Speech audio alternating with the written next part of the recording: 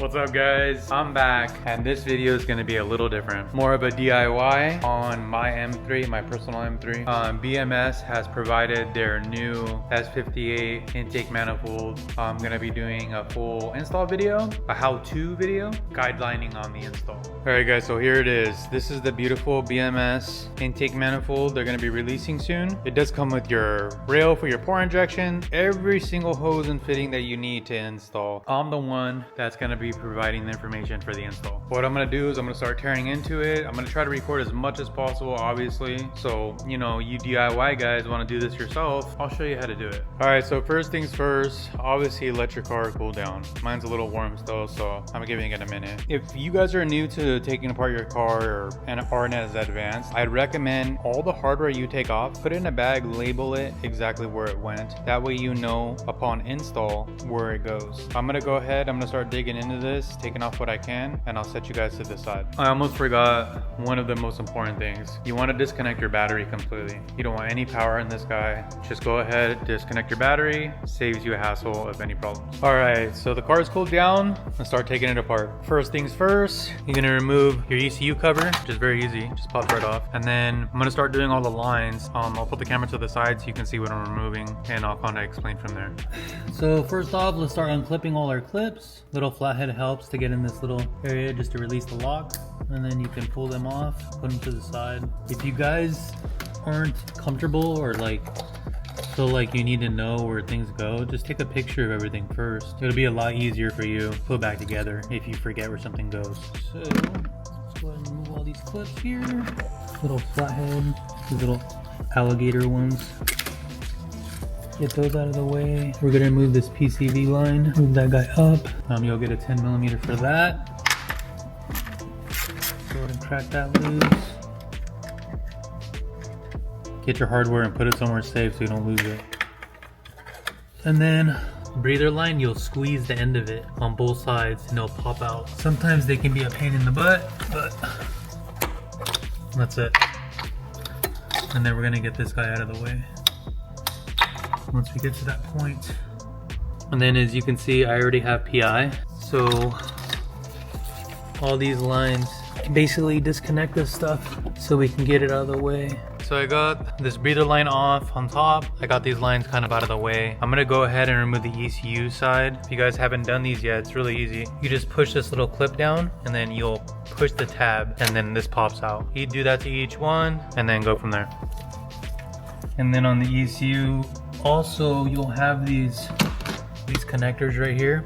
You'll just lift up those locks and then you'll be able to pull them out from there.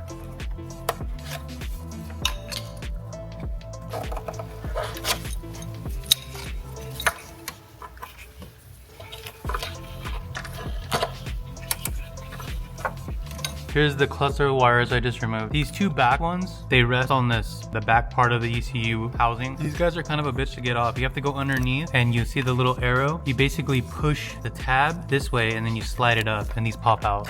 So now we can remove the harness and get out of the way. All right, so jumping forward, everything's disconnected. We have one 10mm there and we got another 10mm right back here. Gonna take those off and this whole basket's gonna come out. One thing to note, remove this connector for your suspension. Those out of the way.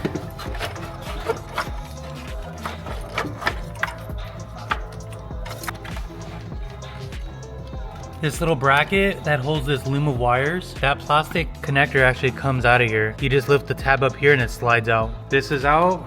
Now we got more room. All right, so now the ECU stuff's all done up top. We're gonna remove our trays from the bottom because this is where it starts to get dirty. We got to drain all the coolant and then basically you don't want it to get caught up on the tray. So we're just gonna go ahead and remove all these panels. So let me show you where I'm at. I got all my lines disconnected. I didn't do it on camera because it was too hard to get in the angles where I needed to show you. So I'm just gonna physically point at each one. You got this line here you're gonna disconnect. You got this guy right here in the back you're gonna disconnect. one throttle body coolant, another throttle body coolant adapter. Those are 4. And then what I did is I went ahead and I removed the pump that was right here. Okay, you'll see the water pump sitting like this. You're gonna remove that one and this one. And the reason for that is if you look at our charge pipe, it's down there. So in order to get to the clips on the charge pipe, to stick your hand in there, you have to be able to push the clips back and lock them and then pull the charge pipe down. That way you can release it. So far so good. I'm gonna go ahead and I'm gonna loosen up the manifold now and I'm gonna pull it out. Another thing I forgot to mention is don't forget to disconnect your throttle body. The cable's right here. Push the lock back and then lift it up and lift back. But yeah, let me get this thing out. Manifold is out. Now I have them side by side. What I'm gonna do is I'm gonna start transferring all my original stuff, throttle body, all the lines, and then I'm gonna go from there. I'll kind of show you the difference. Obviously you can see the difference in manifolds themselves, but I'll go over some key features and then we'll go from there.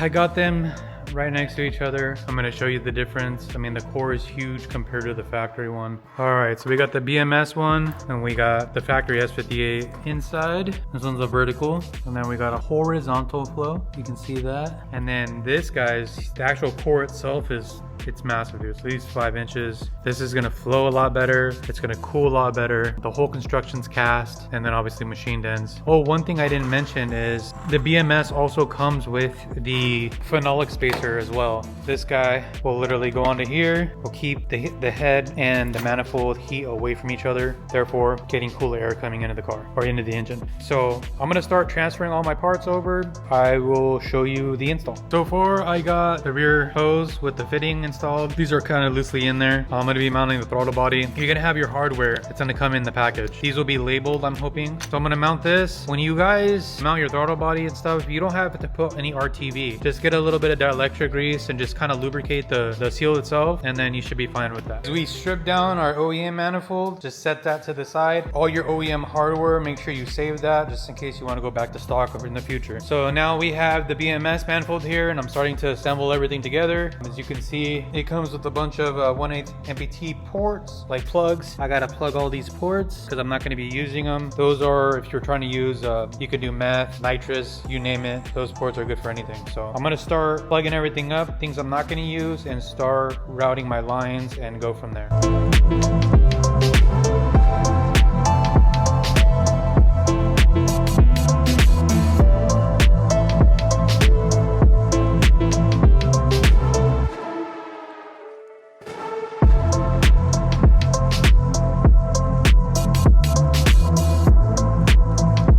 Got all my NPT bungs put in. I got the rear hose on. You install the rear hose, the hump faces up and then comes down, and then you'll have this bracket that holds this in place. So you'll put those on with your hardware. You'll put your 2 clamps on, make sure they're tight before you install it. Moving on to the PCB part, we're gonna focus on getting these fittings off. So if you wanna do it quick, you can basically just take a razor blade, cut them, call it a day on both of these. I'm gonna use the heat method. I'm gonna use a heat gun, and I'm gonna pull them off with a little bit of heat, and then I'm going to transfer them to my new hose, which is a formed hose. Looks super nice, like OEM, can't even tell. So just take your heat gun, add some heat to the ends of these.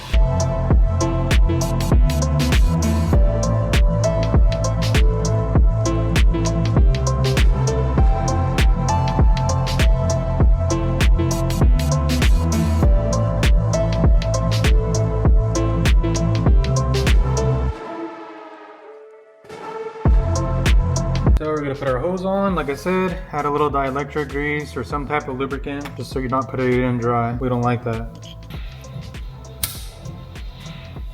And that's that. Alright guys, before you install the manifold, our manifold's ready to go in. If you want to change that oil filter, change it now, best time. I'm going to go ahead and tackle the fuel part of it because I'm going to be switching from a dash 4 feed on my PI to a dash 6 feed. So I'm going to go ahead and take care of that now. Alright, so the manifold's all buttoned up, everything's installed. I'm going to go ahead and throw it in the car and I'll have my wife film it.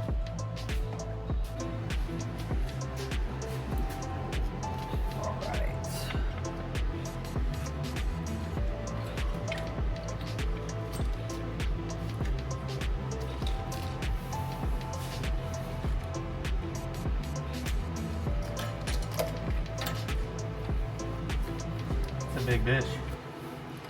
She's looking bitch. So when you guys are setting it in, just kind of like rest the manifold so it's kind of floating. That way you can get those PCV lines in there and get them routed, and then you're good to go. So now I'll just go ahead and I'll set it in its position. Just kind of get this stuff out of the way. Right there. And you'll feel it kind of lock because it has dowel pins that hold it. So let me go ahead and get a bolt and I'll lock it down. All right, so get the hardware that's supplied and just get a couple of them started.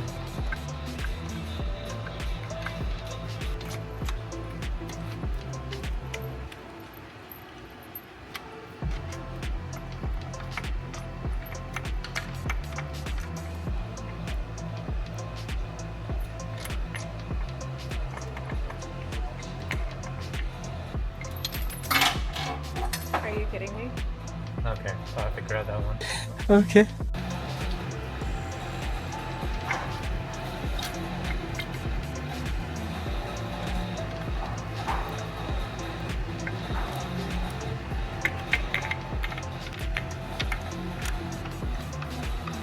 All right, let me tighten these down. Ladies and gentlemen, she's installed. Okay, so the install itself, I mean, obviously I showed you how to take it off, look out for it. I didn't record putting it back in because the same stuff. Everything's buttoned up, fill it with coolant, check for fuel leaks, and then we're gonna go from there. But let me just show you what it looks like. And there she is. So mine is blue because I sent it out to get powder coated blue. I believe they're all gonna be black, just something to note. Everything fit perfect, no fitment issues, super happy with it. That blue really pops.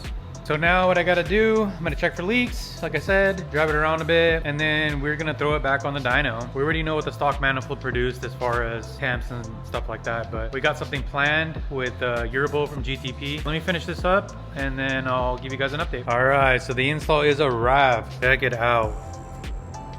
The new BMS fuel lit intake manifold with PI provisions. Fits like OEM, looks amazing. I hope this video helped people trying to work on their own cars, you know what I mean? Because I get it, when you go to a shop, you know, the install is pretty expensive. I'm more than willing to help out on the install. If you want to come through me, we can do parts and labor, you know, hook you up. So I hope you guys enjoyed this video. Next is we're gonna put it back on the dyno. Like I said, we're working with Removal now from GTP on our back end flash for the JB4, just to refine it, and then hopefully we'll get a little more power out of it. I'll do a couple B-rolls of the install. I'll see you guys next time.